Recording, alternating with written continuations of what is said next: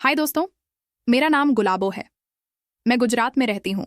हमारी फैमिली में मैं, मेरे बाप, मम्मी और मेरे एक चाचा हैं, जिनकी अभी अभी ही शादी हुई है। मेरा छोटा भाई कुलदीप, जिसकी उम्र 18 साल है। मेरी उम्र 21 साल की है। मैं देखने में बहुत सुंदर हूँ और फिगर ऐसा। कोई भी लड़का मुझे देखकर बिना वह सब काम किए नहीं रह सकता। मैंने अपने चाचा चाची को बहुत बार वह सब काम करते हुए देखा था, पर मैंने कभी भी किसी के साथ वह सब काम नहीं किया था। अब मैं असली बात पर आती हूँ। बात कुछ 4 महीने पुरानी है। मैं रोज की तरह कॉलेज से आकर अपने कमरे में आराम कर रही थी। मम्मी पापा एक रिश्तेदार के घर गए हुए थे। मैं उस दिन कॉलेज से जल्द आ गई थी और मेरे भाई को यह बात पता नहीं थी। उसके 12वीं के बोर्ड के पेपर चल रहे थे। मुझे नहीं पता था कि मम्मी पापा कहाँ गए हैं, तो मैंने उससे पूछने उसके कमरे में गई तो वो बेड पर लेटा पढ़ाई कर रहा था और कमरे का दरवाज़ा खुला था, तो मैं बिना खटखटाए ही अंदर चली गई।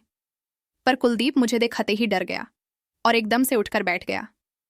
मैंने पूछा, मम्मी पापा कहाँ गए हैं? तो उसने डरते हुए जवाब दिया कि वो लोग बाहर गए हैं। मैंने उससे पूछा, क्या बात है, तुम इतना डरे हुए क्यों हो? तो उसने कहा, कोई बात नहीं है। बात क्या होगी? बस पेपर का टेंशन है।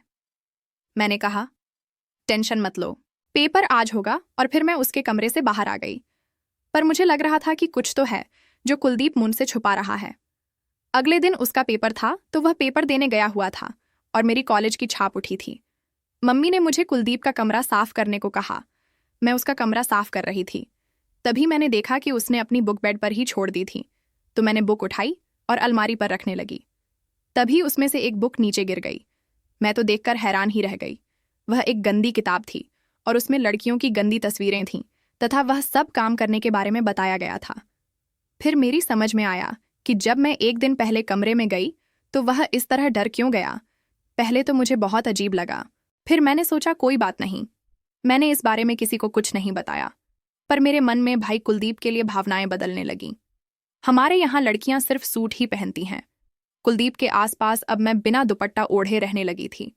मेरा भी मन करता था कि उसकी प्रतिक्रिया या देखूं, पर वह चुपचाप ही रहा। इसी तरह दिन बीतते गए। वह मेरी तरफ बार बार देखता, उन गोलमटोल संतरों को घूरता रहता, मानो कुछ पढ़ रहा हो। अब मुझे भी इस खेल में मजा आने लगा था। हाल हाँ कि उस समय तक मेरे दिल में उस तरह का कोई भी काम करने का ख्याल नहीं था। फिर एक दिन ऐसा हुआ कि किसी रिश्तेदार के निधन की खबर आई और मम्मी पापा को तुरंत वहां जाना पड़ा। उस दिन पूरा घर सिर्फ मेरा और रोहित का था।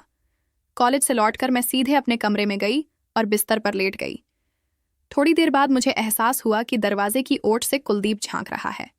मैंने जानबूझकर अपनी कुर्ती थोड़ी सरकाई ताकि पेट का हिस्सा दिखे और फिर सोने का नाटक करने लगी। देखते ही देखते वह धीरे से कमरे में घुसा और मेरे बिस्तर पर आकर बैठ गया। उसे लगा मैं गहरी नींद में हूं, पर मैं पूरी तरह जाग रही थी। मैंने अचानक पूछा, भाई क्या बात है, कोई काम है?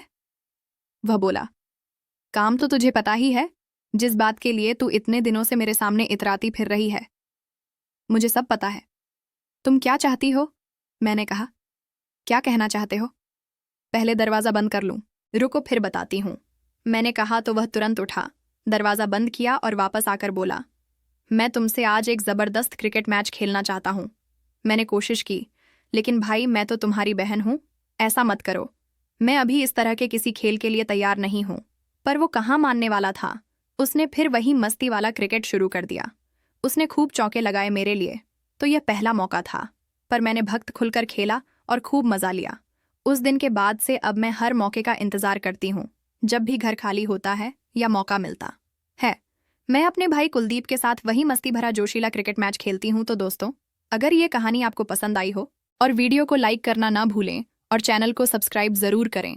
कमेंट में हमें बताएं कि आपको इस कहानी के बारे में क्या लगा। आपकी राय हमारे लिए बहुत मायने रखती है। फिर मिलेंगे एक बिल्कुल नई, ताज़ा और दिलचस्प कहानी के साथ। तब तक के लिए अलविदा।